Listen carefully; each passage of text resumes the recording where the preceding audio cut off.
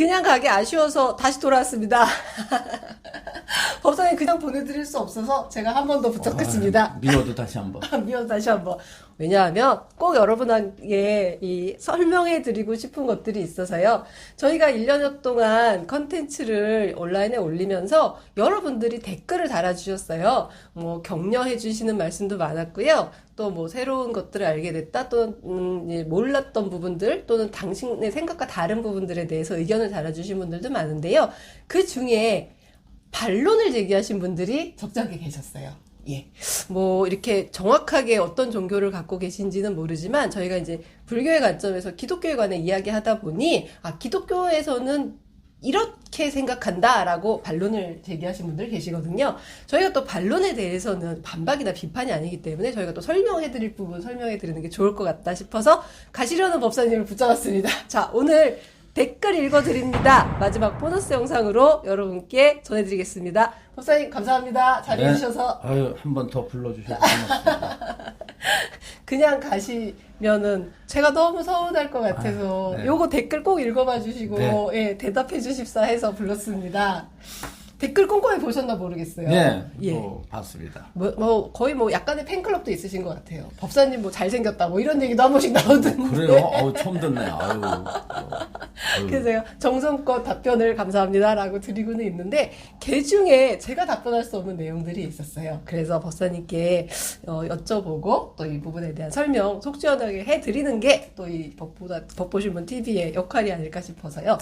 일단 첫 번째 질문 댓글을 보면은요, 저희가 한 5개월쯤 전에 원죄론에 관해서 이야기했거든요. 네. 원죄. 그래서 이 속박을 위한 어떤 죄의 전가. 결국 인간들이 왜 죄를 지었는가.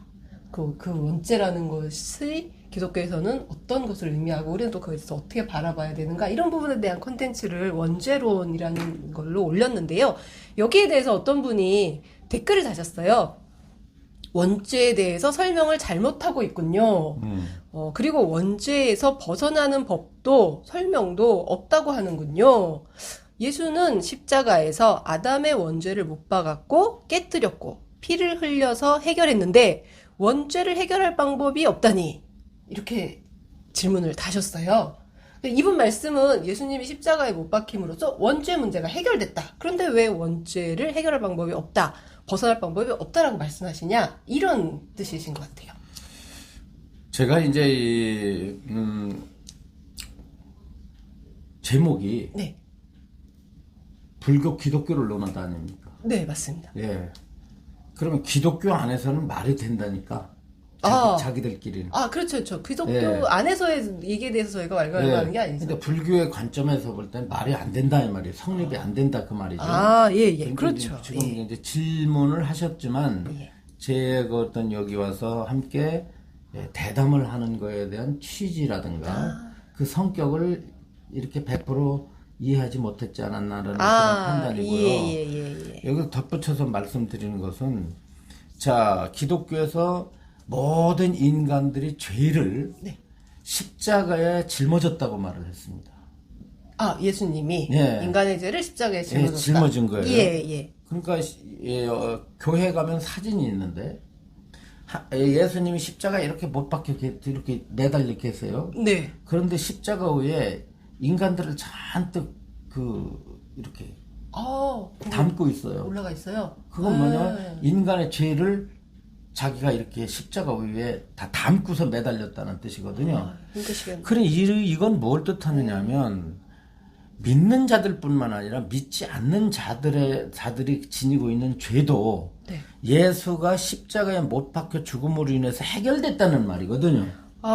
예. 이해하시겠죠? 예. 굳이 차별하지 않으셨으니까. 예수를 믿는 사람의 죄만 예수가 십자가에서 못 박혀 죽음으로 인해서 해결시켜 준 것이 아니라 예수를 믿지 않는다 할지라도 해결이 됐어야 되는 교리예요. 그 교리 안에서 교리가 돼야 되는 거예요. 왜냐하면 기독교에서 주장하기를 모든 인간들의 죄를 사해 주시기 위해서 십자가에 못 박히시고 보혈을 흘리셔서 그죠? 죄를 씻어 주셨도다 이렇게 말했지 않습니까? 네, 그러면 맞아요. 네. 예수님이 십자가에 못 박혀 돌아가시자마자 일단은 인간들의 죄가 다 청소가 됐어야 되고 그쵸. 너나 할 거 없이. 인간들은 그 뒤로 다 착하게 되고 하나님만 순종하는 마음이 그냥 자연 발생적으로 생겨서 모든 게 다 하나님의 맞는 인간들로 탈바꿈 했어야 되는데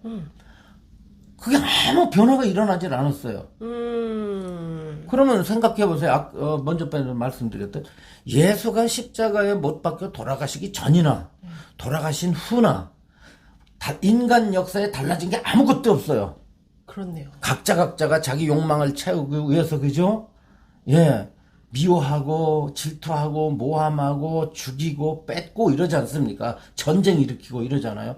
달라진 게 하나도 없고 또 서로 예수를 믿어서 예수님의 그 십자가에 못 박히신 것을 나를 위해서 주님께서 나를 위해서 예수님께서 나의 죄를 사해 주기 위해서 나를 구원하기 위해서 나의 죄를 대신해서 십자가에 못 박혀 돌아가심으로 말미암아 내가 이제 구원을 얻었더라라고 하는 많은 기독교인들이 구원받은 것이 구원받지 못하고 하는 기독교를 믿지 않는 사람하고 비교해 볼 때 무슨 차이점이 그렇게 납니까? 오늘날 예수 열심히 믿은 사람하고 구원받았다고 스스로 자족하고 있는 예수 믿은 사람과 예수를 안 믿고 불교를 믿고 있는 우리들과 살아가는 모습이 무슨 차이가 있는데 그리고 그네들의 마음에서 악을 짓지 않나요? 예수님으로부터 기독교 믿어서 자기 죄 씻김을 하고 찬송을 통해서 하나님을 영접하고 주님을 영접하고 자기 마음에 늘 마음에서 기쁨이 들떠가지고 늘 교회 나가서 찬양, 예배, 기도, 전도하는 사람들의 그런 사람 마음에는 24시간 악이 안 일어나고 누가 뭐 와서 길 지나가는데 뒤통수 주먹으로 때려도 화가 요만큼도 안 일어나나요? 그러니까 예수가 십자가에 못 박힘으로 말미암아 인류가 모든 인간이 죄로부터 벗어난다 라고 하는 논리는 언어만 있을 뿐이지 현실이 우리가 바라볼 때 전혀 당위성이 없다. 최소한 원죄가 해결됐다는 거는 굳이 지옥에 갈 만한 조건을 갖추지는 않는 게 되잖아요. 원죄가 해결되면 지옥은 안 가죠. 그쵸. 기독교 교리로 따지면. 네네네. 근데 그 이후에도 많은 분들이 이제 지옥을 가셨겠죠? 이제 기독교 교리에 의하면. 근데 그분들은 왜 가셨는지가 사실 지금 이해가 안 되네. 믿는 자들은 안 갑니다. 아니, 근데 예를 들면 예수님이 그 십자가에 못 박혀서 원죄가 해결됐어요. 그럼 그 이후에 태어나신 분들은 원죄가 없잖아요. 그렇죠. 근데 어디 저기 대한민국 어디 조선시대 태어나가지고는 예수님을 듣도 보도 못했어. 그런 분들은. 그러니까 그런 질문을 기독교에서 많이 해요. 이순신 장군 같은 분은 그러니까 이순신 장군 같은 분. 근데 적어도 원죄는 없으신 거잖아요. 예수 몰라서 안 믿었어. 그러니까. 그럼 예수를 알고 나서 안 믿었으면 죄가 되는데 예수가 있는지 없는지 혹은 예수가 태어나기 이전에 있었던 사람들은 어떻게 되느냐. 그러니까 그렇다고 뭐 하나님에 대해서 딱히 뭐 이렇게 욕하거나 그렇죠. 대들거나 이런 것도 아니잖아요. 착하게 살았어 또. 아예 모르는데 뭐. 거기에 대한 답변을 기독교에서 잘 못 내놓다 보니까 그 질문을 어디다 했냐면은 중세기부터 그런 질문이 있었어요. 저만 궁금한 게 아니군요. 옛날부터 그 질문이 있었습니다. 예. 림보라는 곳이 있습니다. 림보요? 림보가 뭐냐면, 이제, 구원받지 못한, 이제, 착한 그 일을 한 사람들. 그러니까 아까 말씀드렸던 것 같이, 그러니까, 예수님도 모르고, 하나님도 모르지만, 착하게 살았던 공자님 분들. 같은 분들. 이런 분들이. 네, 아주 세상을 위해서 좋은 일도 많이 했는데, 단지 예수님을 안 믿은 사람들이 죽어가지고 가는 곳, 림보라는 곳이 있고요. 또 이제 뭐냐면 유아림보라고 그래가지고, 사람은 이 뱃속에 들어있는 것 자체가, 태아 자체도 죄인 아닙니까? 그렇긴 한데 일단 이게 그러니까 예수님 십자가 이후잖아요. 그러니까 그 원죄는 좀 빼고 가야 되지 않냐? 지금 아니에요. 아니 그렇게 돼요. 왜냐 아니에요? 예수를 믿어야 돼요. 아, 그 예수를 믿어야 되는데 어린아이가 예수를 못 믿잖아요. 예, 그러니까 예. 부모가 성당이나 교회 데리고 가서 세례를 받아야 돼요. 예. 예수님의 이름으로 세례를 주면 그 어린아이는 어려서 죽었어도 천국으로 갑니다. 결국 이런 림보나 뭐 이런 거 있다는 것 자체가 예수님이 십자가에 못 박힌 것만으로는 원죄를 다 해결했다라고 볼 수 없다는 뜻이네요. 그렇지 않나요? 간단한 게 뭐냐면 예수가 십자가에서 못 박혀 돌아가셨음에도 불구하고 예수를 믿는 사람이건 안 믿는 사람이건 살아가는 걸 보면 별 차이가 없다니까. 근데 뭔 소용이 있어요, 그게? 뭔 의미가 있냐고. 충분한 답변이 되셨나 모르겠습니다. 자, 또 다른 댓글 하나 볼게요. 삼위일체론. 저희가 삼위일체론에 대해서 설명하셨던 영상에 댓글을 다신 분인데요. 이분은 굉장히 직설적으로 말씀하셨어요.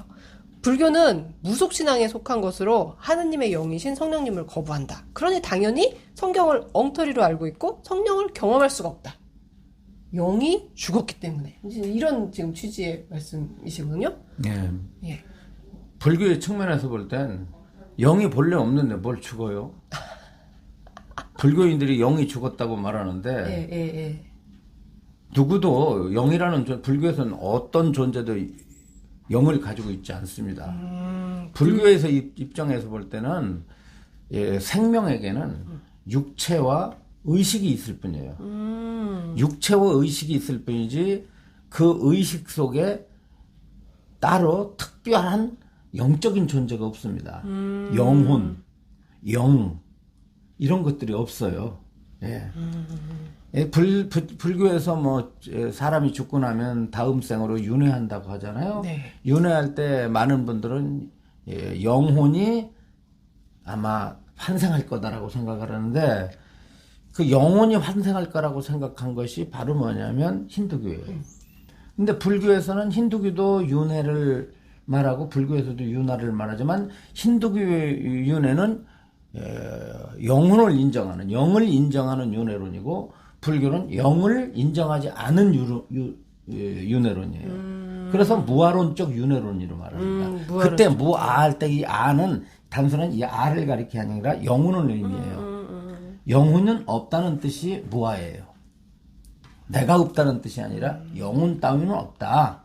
이게 이제 무아론인데 그때 아는 영혼이라는 의미라고 제가 말씀드렸잖아요. 네. 그럼 어떠냐면 그 윤회는 단순합니다. 현재의 몸과 마음을 조건으로 다음 생에 몸과 마음이 일어나는 거예요. 그냥. 어떤 실체가 있어서 거기에 이렇게 쏙 들어가는 게 아니고, 예. 자, 이거하고 똑같습니다. 예, 촛불이 있다고 칩시다. 예. 근데 촛불이 지금 이렇게 타고 있는데 촛불이 마지막 이제 불꽃 있을 거 아니에요. 예. 마지막 불꽃이 이 기름에 올라갔어요. 네. 기름이 있는 심지로 올라가면 그때부터는 뭐가 되죠?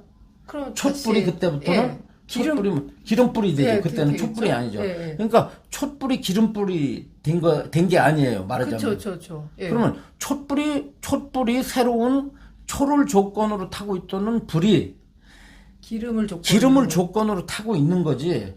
촛불 속에 있는 어떠한 다른 요소가 촛불이 타고 있는데 촛불 속에 있는 그 뭐가 쏙 빠져나와가지고 기름불이 된 거 아니라는 말이죠.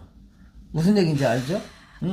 그래서 조건에 따라 가지고 자아가 변하는 거예요. 따라서 예를 들어 우리 남 기자님이 금생에 살다가 다음 생에 태어난다고 그러면 동일자가 아닙니다. 왜냐하면 현재의 몸과 마음을 조건으로 다른 몸과 마음이 일어났기 때문에 요거는 같은 자도 아니고 다른 자도 아니에요. 일단 같은 자가 아니라서 참 다행입니다. 네. 왜 같은 자가 아니냐면은 현재의 남 기자님의 몸과 마음은 마지막 숨을 내쉴 때 다 끝나버려요. 몸과 마음이 다 끝나버려요. 이 조건은 다 끝나는 거죠. 근데 그냥 끝나는 게 아니라 다음 생에 몸과 마음을 만들어 놓는 원인이 돼가지고 그것이 새로운 그러니까 새로운 몸과 마음이 나타나는 거예요. 거지. 네. 여기서 뭐가 쏙 빠져나가는 그렇죠. 그럼 동일자가 옮겨가는 게 아니에요. 그렇기 때문에 불교에서는 당연히 영이 없고 영이 없기 때문에 무슨 뭐 죽었다, 영이 죽었다라고 할 것도 없고요. 또 여기서 이제 질문을 볼 것 같으면 불교는 무속신앙이다 하는데 이분은 이제 무속이라고 하는 걸 잘못 무속의 의미를 모르시는 분이네요. 오늘 확실하게 좀 설명 좀 부탁드리겠습니다. 본래 무라는 말은 무슨 뜻이냐면 무라고 하는 말은 그 한자에서 나온 용어거든요. 이렇게 쓰죠. 그렇죠. 그러면 예. 위에 이렇게 한일자를 긋잖아요. 예, 예. 그리고 또 뭐냐면 밑에 이렇게 일자를 예, 긋고 기둥같이 긋고 그리고 사람을 갖다 양쪽 사람 둘을 해가지고 땅. 밑에 이렇게 땅 예, 그러잖아요. 예. 그럼 이게 뭐냐면 무라는 게 하늘과 땅과 인간들을 이어준다는 뜻이거든요. 하늘과 땅 이어주는 이걸 갖다 하늘과 땅과 사람을 이어주는. 삼재라고 그래요. 아, 우리 민족 사상에서는 예. 삼재라고 말하죠. 예. 삼재는 천지인을 삼재라고 그래요. 요것을 하나로 연결해 주는 거, 하나로 연결해 주는 걸 요걸 무라고 그래요. 그걸 누가 했습니까? 그 무가 바로 무가 누구냐면 단군 같은 분이에요. 그래서 최초의 무는 단군 할아버지, 단군이에요. 응? 그래서 그게 뭐냐면 이 무라는 말은 우리 요즘에 쓰기에는 무는 뭐냐면 무당을 무라고 그러잖아요. 그냥 우리가 정치는 사람 무당이라는 게 그게 아니라 하늘의 뜻을 깨달은 네. 성인이 예. 지상에 예. 인간들을 교화시키는 일을 한 것을 이를 무라고 그래서 그걸 무당이라고 그랬던 거예요. 오. 그러니까 본래 무당이라는 용어는 대단히 좋은 용어예요. 그러네요. 이건 뭘 뜻하냐면 하늘의 뜻을 깨달아서 이 지상의 인간들을 잘 양육하고 다스리는 자다 보니까 이분은 어떤 생각나는 분이 한 분 계시는데 그런 분이 어떤 분이냐면 바로 위로는 깨달았지 밑으로는 이게 뭐냐면 재정일치. 말하자면 종교적인 우두머리면서 통치자. 예. 일단 저희가 이슬람의 그분도 그분이신 것 같은 성격이신 것 같은데. 아니 중국의 삼항호제가 그런 분이죠. 맞아. 그런 분들도 계시고요. 근데 엄밀히 따지면 예수님도 약간 그런 성격 아니신가요? 그래서 그렇기 때문에 이 불교에서 볼 때는 오히려 기독교가 무예 종교죠. 그러니까요. 그 성격이 딱 그 성격에 맞아떨어지시는데. 왜냐 하늘과 땅과 인간을 하나로 연결시키는 역할을 했잖아요. 예수가. 그렇지 않습니까? 그걸 뭐라 그러면 중보자라고 그래요. 예수는 중보자거든. 근데 불교는 중보자 따위가 없어요. 알다시피. 뭐 하늘과 인간과 무엇을 연결시킬 수도 없는 거고 연결해준다는 말도 전부 그게 말도 안 되는 일단 얘기죠. 그런 얘기는 일체 뭐 언급이 없죠 불교에서. 그래서 저를 지금 이제 질문을 주셨지만 그런 질문은 이제 불교의 관점에서 볼 때는 일단 무속신앙 무에 대한 이해가 조금 부족하셨던 것 같고 그렇습니다. 이분은 이제 저희가 불교의 관점에서 기독교를 이해하고 계시는데 이분은 지나치게 기독교의 관점에서 이제 불교를 설명하려니 이제 어떤 성령이나 이런 개념 없이는 아예 좀 설명하기 힘드셔서 요런 이제 오해가 생기지 않으셨나 이런 생각이 듭니다. 요런 부분에 대해서 저희가 꼭 설명을 해드리고 가야 될 것 같아서요. 한 가지만 더 볼게요. 최근에 한 1개월쯤 전에 저희가 예전에 했던 그 지옥론 영상을 보시고 영상을 보시고 여기에 댓글을 다셨어요. 네네. 인간들이 생각하는 천국과 지옥은 없다. 종교에서 말하는 천국과 지옥은 인간들이 상상으로 만들어낸 허상입니다. 성경에서 말하는 천국과 지옥은 장소적인 공간이 아닙니다. 라고 하면서 이제 길게 부연을 하셨는데 요거에 대해서는 어떻게 저희가 설명을 드려야 될까요? 만약에 그 천국이 없다고 한다면 하나님도 없어야 돼요. 저희가 지금 제 기억에는 성경에서는 분명하게 천국과 지옥을 공간적 개념으로 설정해서 설명하고 있었다라고 설명하셨던 기억이 제가 나거든요.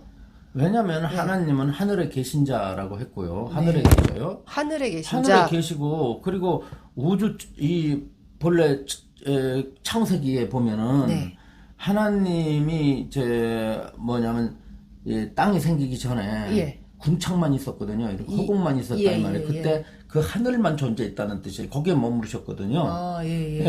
그래서 하나님이라고 하는 분은 기독교에서 세 곳에 머무릅니다. 인간을 창조하기 전에는. 자, 인간을 창조하고 나서 세 곳에 머물러 애초부터는 창조하기 전에는 하늘에 계셨어요. 원래 계시던 곳에 하늘에 계셨습니다. 하늘에. 예. 하늘에 있었다가 천지를 창조한 후에는 어디에 존재하냐면은 이 우주에 이제 편재합니다. 이거 싹 다 만들어 놓으시구나. 네, 우주에 편재해요. 자신의 뭐 우주에 편재하면서 천지 만물 속에 다 들어있어요. 여기 다 들어있습니다. 하나님이 다 들어있다는 거예요. 이게 범신론적 어떤 속성을 지니게 되죠. 두 번째는 뭐냐면 인간의 인간에게 영이 있기 때문에 영 속에 다 들어가 있다는 거예요. 인간의 마음 속에 있는 거예요, 결과적으로. 당신이 이렇게 숨을 불어넣어서 만들었기 때문에 거기에 이렇게 다 들어와 있다. 그래서 어떻게 되느냐면 하나님이 하늘에 계시기 때문에 가장 높고 또 인간 세계를 다 내려다볼 수가 있어요. 두 번째 뭐냐면 천지 만물 속에 다 깃들어 계시기 때문에 만물의 이치를 다 안다는 거예요. 주재할 수 있는. 세 번째는 인간의 마음 속에 내재하기 때문에 인간이 어떤 마음을 먹고 있는지 다 안다는 거예요. 그래서 기독교 이건 물론 뭐냐면 기독교 성서를 해설해 놓고 이제 거기에서 수많은 과정 속에서 하나님은 어떤 분인가에 대한 속성을 연구할 거 아닙니까? 성경을 입학해서 연구하면서 이것이 교리가 완전 정해진 교리가 돼서 오늘날 끊임없이 기독교 도들에게 교육을 시키는 거예요. 그러면 분명히 그렇게 하나님은 하늘에 계신 분이고 나중에는 인간의 마음속에도 있고 천지 만물 속에 그래서 안이 계신 곳 없으신 우리 주님 이렇게 말하잖아요. 근데 어떻게 장소가 없다고 말을 해요? 잘못된 거죠. 만약에 말하기를 하나님은 특별한 장소가 있는 게 아니다. 어디 계신 분이 아니다. 그럼 마음속에 있다는 얘기인데 인간의 마음속에만 머물러 있다는 얘기인데 그러면 인간의 마음이라는 건 하나님이 있고 나서 나중에 있어 왔는데 그럼 하나님이 그러면 인간 창조하고 천지만물 창조하기 때는 어디 있었던 거예요? 말이 안 되죠. 저런 질문은. 점점 이 질문에 의하면 점점 상황이 복잡해지는군요. 복잡하고 질문이 안 되면 복잡해지는 거야, 벌레. 자, 오늘 간단하게 몇 가지 댓글을 읽어드렸습니다. 이 댓글에 대해서 저희가 굳이 가시는 법사님을 다시 붙잡고 이걸 설명을 해드린 이유는요. 서로에 대한 종교의 이해가 다른 층위에서 일어나다 보면 오해할 수도 있고 이해 못하는 부분들도 생길 수 있을 거라고 생각합니다. 하지만 그것을 이해하려는 노력 그리고 나의 관점을 명확하게 세우고 또 상대의 관점을 이해하고 그들의 관점에 대해서 우리의 관점에서 어떻게 봐야 될까를 한 번쯤 고민해보는 노력 이런 것들이 그냥 무조건 좋은 게 좋은 거야 이렇게 하면서 서로 모른 채 잘 사는 척 하지 말고요. 우리 서로에 대해서 정확히 잘 알고 잘 아는 속에서 서로에 대해서 이해할 수 있는 거 그리고 또 서로에 대해서 반론할 수 있는 거를 자유롭게 이야기할 수 있는 이런 분위기가 정말 종교 간 화합을 위해서 필요한 게 아닌가라는 생각에 조금 오해하시거나 아니면 이해 못하시는 부분에 대해서 설명해 드리는 시간을 갖는 것으로서 불교 기독교를 논하다에 정말 마무리를 지으려고 합니다. 뭐 구원이라는 이름, 영생이라는 이름, 천국이라는 이름 이런 거에 속지 마세요. 영상 보시고요. 시간 되시면 한 번 더 보시고 두 번 더 보시고 그리고 궁금증 있으시면 또 댓글 달아주시면 저희가 나중에라도 법사님 다시 꼭 와주십사 부탁드려서 그때 또다시 댓글에 대해서 설명드리는 시간 갖도록 하겠습니다. 법사님 오늘 감사합니다. 끝까지 애쓰셨습니다. 감사합니다. 다음에 또 기회 되면 뵙도록 하겠습니다. 그동안 시청해주셔서 감사합니다.